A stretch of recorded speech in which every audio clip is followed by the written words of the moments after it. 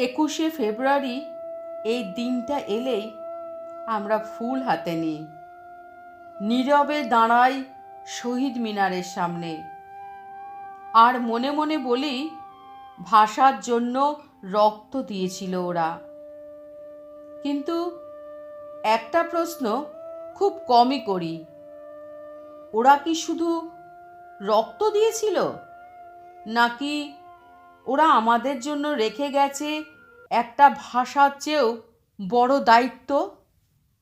আজ আমি বলবো 21শে ফেব্রুয়ারির সেই গল্প, যেটা বইয়ে খুব কম লেখা আছে, কিন্তু মানুষের বুকের ভেতরে আজও কাঁপে। এই গল্প শুধু অতীতের নয়, এই গল্প আমাদের বর্তমান আর ভবিষ্যতের। গল্পের নাম 21শে ফেব্রুয়ারি। যে ভাষা রক্ত চাইল কিন্তু ঘৃণা শেখালো না। 21শে ফেব্রুয়ারি ভোরের বাতাসে আজ অন্যরকম একটা নীরবতা। শহীদ মিনারের সাদা পাথরগুলো আজও কিছু বলতে চায়, কিন্তু আমরা কি কখনো ঠিক করে শুনেছি? আমরা সবাই জানি এই দিনে ভাষার জন্য রক্ত ঝরেছিল, কিন্তু আমরা খুব কমই জানি এই ভাষা আন্দোলনের ভেতর এমন কিছু গল্প আছে যেগুলো ইতিহাসের পাতায় নেই, কিন্তু মানুষের বিবেকে আজও লেখা আছে। আজ সেই অজানা কথাগুলোই আমি আপনাদের বলবো। ভাষা আন্দোলনের প্রথম শহীদ ঢাকা নয়। অনেকে ভাবেন 21শে ফেব্রুয়ারির ভাষা আন্দোলন মানেই ঢাকা, কিন্তু ইতিহাস বলে অন্য কথা। 1948 সালে মার্চ মাসে ঢাকার আগেই চট্টগ্রাম ও রাজশাহীতে বাংলা ভাষার দাবিতে ছাত্রদের ওপর লাঠিচার্জ হয়। আর সবচেয়ে অবাক করা তথ্য, ঢাকার বাইরে প্রথম ভাষা শহীদ হন শিলচরে, আসামের শিলচরে 1961 সালে 11 জন বাঙালি সেখানে প্রাণ দেন, শুধু এই জন্য তারা বাংলায় কথা বলতে চেয়েছিলেন। ভাষার জন্য রক্ত শুধু বাংলাদেশে নয়, বাংলার অস্তিত্ব যেখানেই ছিল সেখানেই দিতে হয়েছে। শহীদদের শেষ কথা লেখা হয়নি খাতায়। 21শে ফেব্রুয়ারি শহীদের অনেকের শেষ কথা আমরা জানি না, কারণ তাদের অনেককে গ্রেপ্তার অবস্থায় জেলখানার ভেতরে বা পুলিশের গুলিতে মারা যেতে হয়েছিল। কোনো ডায়েরি, চিঠি, শেষ বক্তব্য রেখে যাওয়ার সুযোগই পাননি। কিন্তু এক অজানা তত্ত্ব হলো, ঢাকা মেডিকেলের এক ওয়ার্ড বয় পরে বলেন, গুলিবিদ্ধ এক ছাত্র ফিসফিস করে বলেছিলেন, মাকে বলিস আমি বাংলার জন্য কেঁদেছি। এই কথা কোথাও লেখা নেই, শুধু একজন মানুষের মনে বেঁচে আছে। আমার ভাইয়ের রক্তে রাঙানো গানটা এক রাতে লেখা হয়নি। আমরা জানি গানটা বিখ্যাত, কিন্তু খুব কম মানুষ জানে এই গানটি একটানা লেখা হয়নি। প্রথম লাইন লেখা হয় জেলখানায়, দ্বিতীয় অংশ লেখা হয় পালিয়ে থাকার সময়, সুর ঠিক করা হয় বহু পরে গোপনে।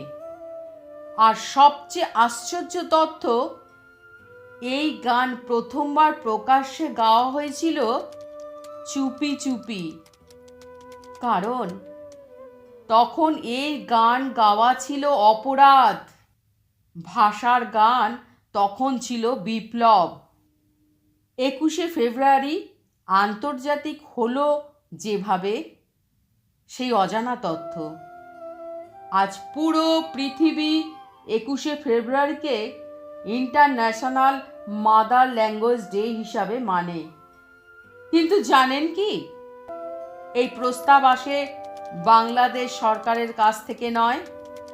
প্রথমে এই উদ্যোগ নেন কানাডায় থাকা এক বাংলাদেশি, রফিকুল ইসলাম।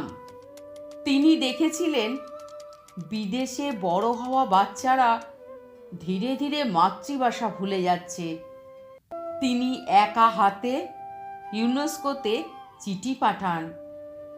পরে বাংলাদেশ সরকার সেটাকে সমর্থন করে। 1999 সালে ইউনেস্কো স্বীকৃতি দেয়।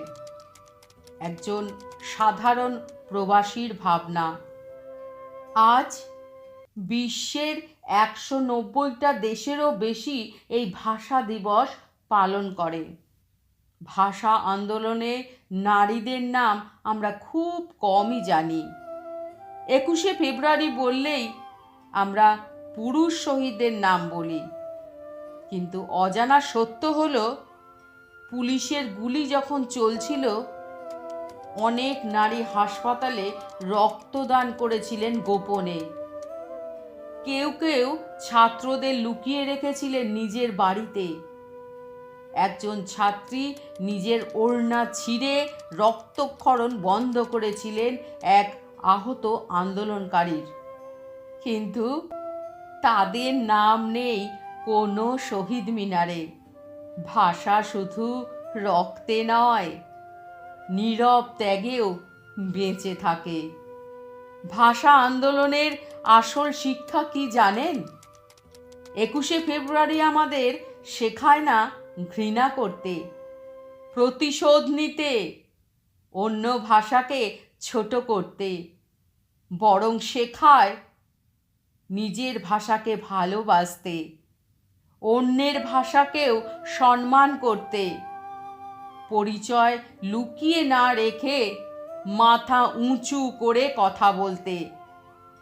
এই আন্দোলন ছিল ভাষার পক্ষে, কোনো ভাষার বিরুদ্ধে নয়। এটাই সবচেয়ে বড় অজানা সত্য। 21শে ফেব্রুয়ারি মানে শুধু ফুল দেওয়া নয়। 21শে ফেব্রুয়ারি মানে নিজের ভাষায় ভাবা, নিজের ভাষায় স্বপ্ন দেখা, আর অন্যের ভাষাকেও সম্মান করা। যে ভাষা রক্ত নিয়েছিল, সে ভাষা আজও আমাদের কাছে শুধু একটাই প্রশ্ন করে, তুমি কি আমাকে শুধু আজ মনে করো না প্রতিদিন? 21শে ফেব্রুয়ারি মানে শুধু একদিন নয়, এটা একটা শপথ নিজের ভাষাকে ভালোবাসার, নিজের পরিচয় লুকিয়ে না রাখার, আর অন্যের ভাষাকেও সম্মান করার।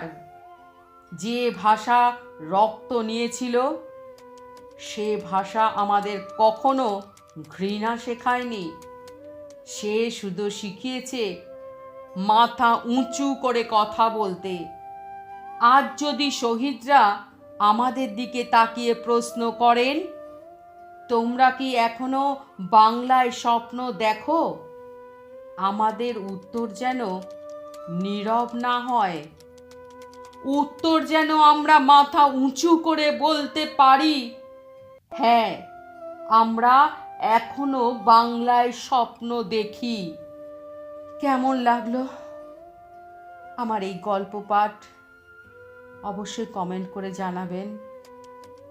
যদি ভালো লাগে তাহলে আমার এই ছোট্ট চ্যানেলটিকে সাবস্ক্রাইব করবেন এবং পাশে থাকবেন। তাহলে আজকের মতন মোদের গরব, মোদের আশা, আমরি বাংলা ভাষা। শুভ মাতৃভাষা দিবসে সকলকে জানাই আমার এবং আমার পরিবারের থেকে অনেক অনেক শুভেচ্ছা ও ভালোবাসা।